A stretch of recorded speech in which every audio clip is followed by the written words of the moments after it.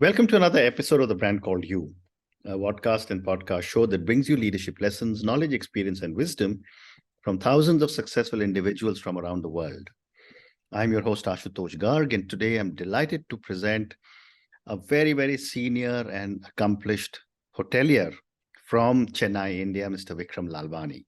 Vikram, welcome to the show. Thank you very much, Mr. Garg. Vikram is the Managing Director and CEO of Sterling Holiday Resorts Limited. So Vikram, before we talk tourism, tell me about your own journey in brief. Okay, actually, I landed up in hotels by accident. I did my engineering and my MBA. I passed out in 98 and I had an opportunity to join the Tata Group. And that's my parents actually were very, very insistent that I be with the Tatas. And there I was. So I joined the Tatas. I had no clue about hotels. They said you would be the best fit for hotels, and I didn't understand why. But today I do understand why. And it was an amazing journey with them. I was with the Taj, for almost 12, 13 years. I became one of the youngest general managers of the Taj.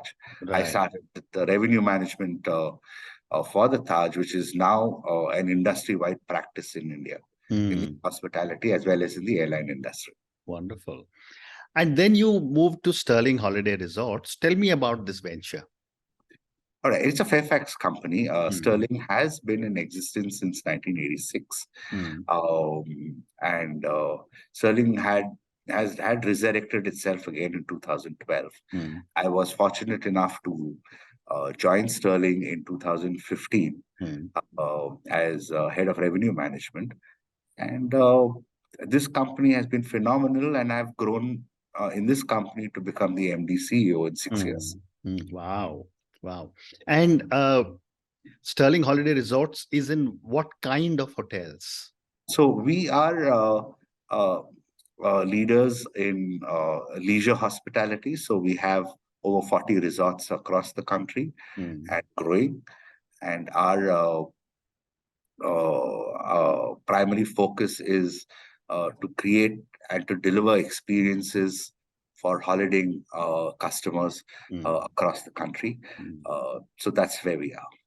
Wonderful. Very sweet spot, and we are one of the leaders and pioneers in this line. Fantastic. So, when I was reading about you, Vikram, you said that you have transformed the company's business model for scalability and has made Sterling into a profitable hospitality company. Tell me a little more, and what have been some of your learnings and your challenges? I think the reason I came into Sterling was to actually drive the hospitality business into Sterling. When I say hospitality business, it involved expanding the business segments that Sterling was dealing with, number one. Number two was to expand its portfolio. So there are various ways of expansion of portfolios, but we didn't want to drive towards a very high fixed cost model of expansion. So we pioneered a low fixed cost or an asset-light model of expansion, and simultaneously built new business segments of holidays that can actually help fill our resorts through the week. So from about 17 resorts, we've actually scaled up to 40 plus, and our pipeline is pretty strong even going forward. Very interesting. And we've just started to come out of the pandemic, and I guess resorts must have been badly impacted during the COVID. Tell me how did you handle that period, and do you see a recovery taking place around the world? 2 years was, I think, was toughest for the industry, for the hospitality industry, and all my colleagues would also agree with me on this. We never envisaged that there would be a situation of this kind where we would have to close down resorts. We are all used to opening hotels and resorts, but to suddenly close them was kind of a task. Number one. Number two is a situation like this where suddenly there's zero revenues and uncertainty. We didn't know how long this would last. There were travel restrictions, obviously. Uh, Holidaying and travel was probably the last in anybody's mind at that point in time. We didn't know how long this would last to. It was the toughest phase for the industry, but we and I would speak for the industry and I would speak for Sterling. We also learned from it. Correct. We learned tremendously as to how we need to sustain ourselves even in a situation which is extremely adverse. Number one. Number two, always run efficient, lean, and mean. It actually challenged the new normal. We always would say we need a man to room ratio of 1:1. We started questioning everything. Wow. We started questioning the entire value chain of the pipeline of costs and revenues. Is this the right thing to do? Is this not the right thing to do? We also use this as an opportunity at Sterling to evolve various distribution platforms which are scalable.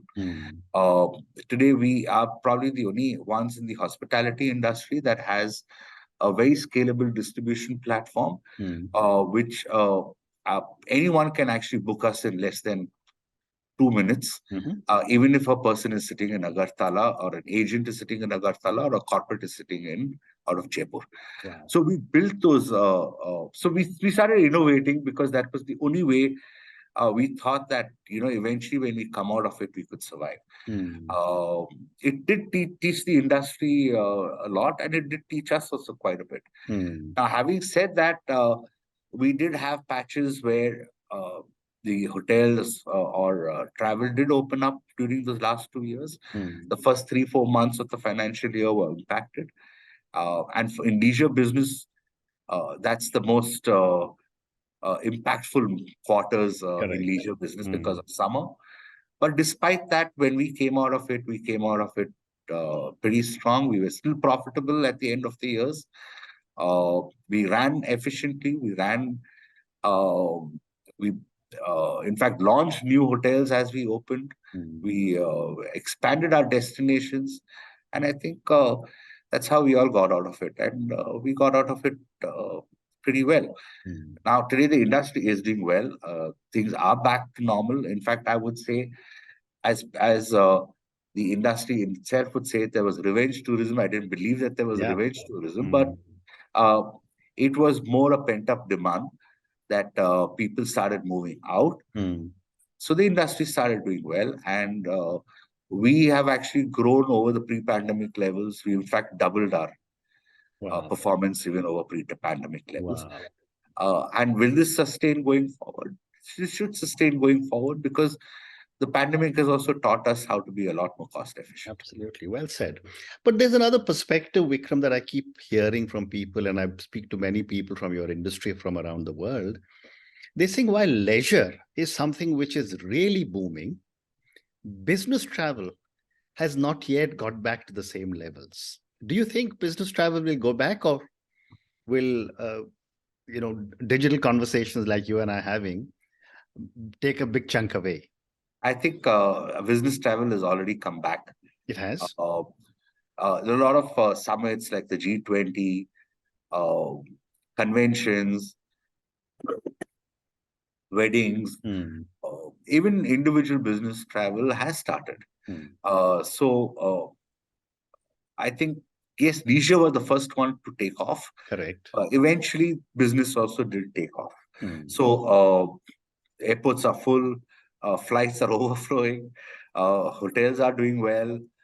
So I think the business travel is also back. And an important aspect to keep in mind is actually a cusp of leisure and business. A lot of people are actually combining leisure with business. And that's what we've also seen.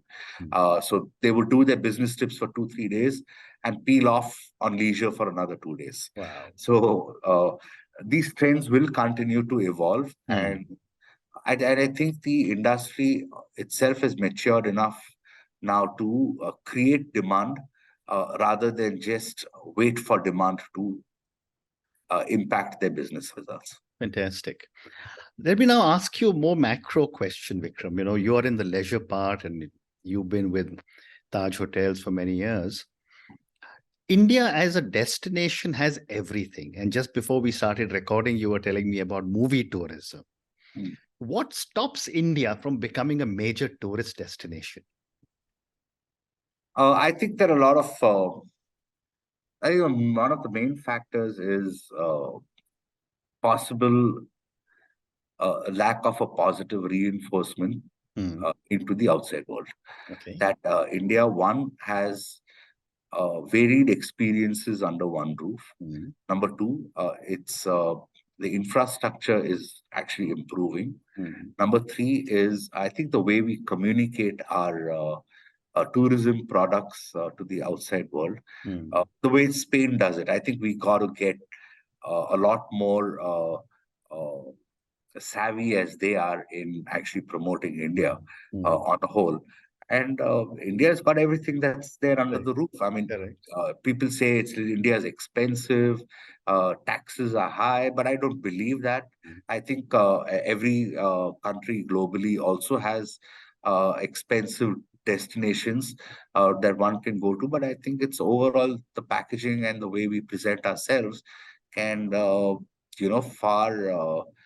increase the number of tourists coming in. But having said that, I think the biggest potential in India itself is India. And I've always believed in that, even right from my early days in this industry. Domestic tourism, I think, is the first thing that we need to harness and tap to its full potential. Before we even worry about how we are going to bring the inbound person in, we should get the guys, tourists in, that's no doubt. But I think the aspect to be considered first is to harness the complete domestic potential of our tourism. Wonderful. And someone was also telling me that our hotel number of hotel rooms is still not enough. And they gave me a comparison. There are more hotels in Bangkok than there are in all of India put together. Now, I don't know if that is correct or not, but what is your view on infrastructure for tourism in our country? I think scalability is an important aspect when you're bringing about a comparison with hotel rooms in Bangkok and that of India, or any city in India. Correct. If you see what Bangkok offers is scalability. Each hotel has about 400, 500 rooms. I think that's where India lacks in some extent. And I think scalability is an area which I'm glad that we're getting 500, 600 room hotels opening up under various brands.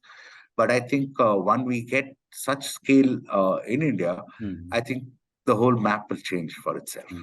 Well said. The next question to you is that even when we travelers are now seeking experiences rather than just a beautiful hotel or a beautiful car or whatever else. How are you at Sterling handling these kind of opportunities? Our main differentiator is discoveries and experiences. We've got over 2,000 discoveries and experiences within the resort and within the destination. I'll give you a simple example.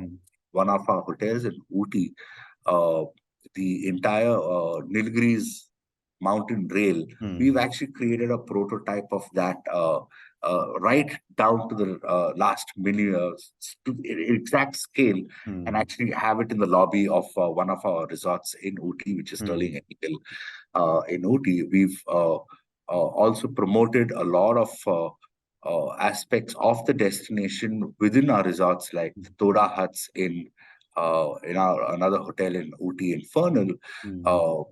So we try to bring a lot of unique experiences and discoveries of the destination within the resort, as well as take our guests out to such kind of unique places to discover what that place is all about.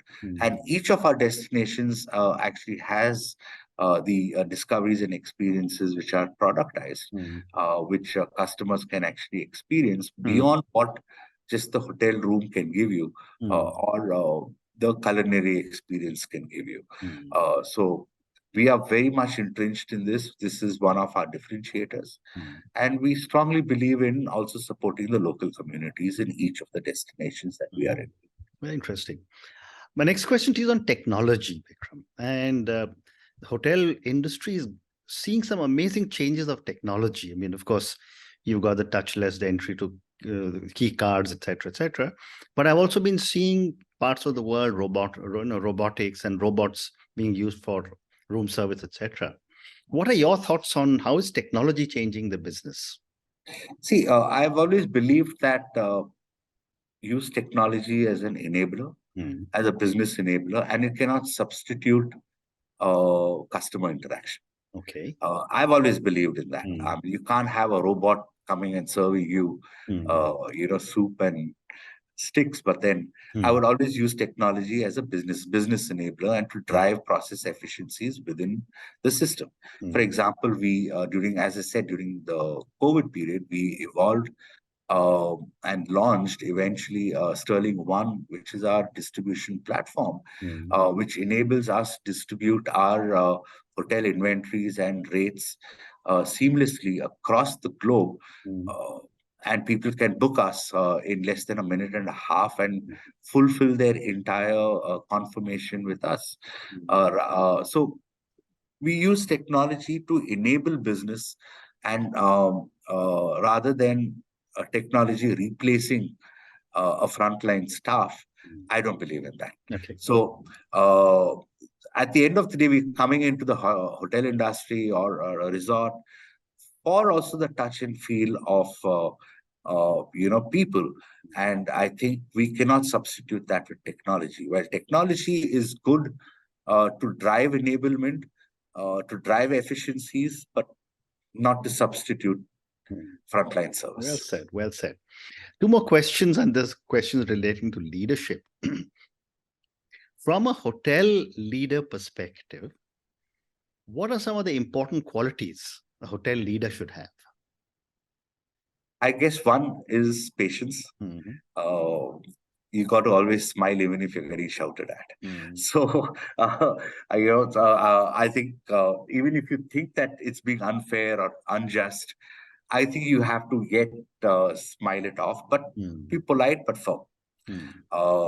Number one. Number two is the fact that I always would say, as a hotel general manager, not even as a hotel leader, you're actually playing with a lot of you're juggling a lot of balls at the same time, because you got to keep your customers happy, you got to keep your employees motivated, you got to work the local community, you got to keep your compliances in order, you got to get your finances up, you got to keep your costs in check.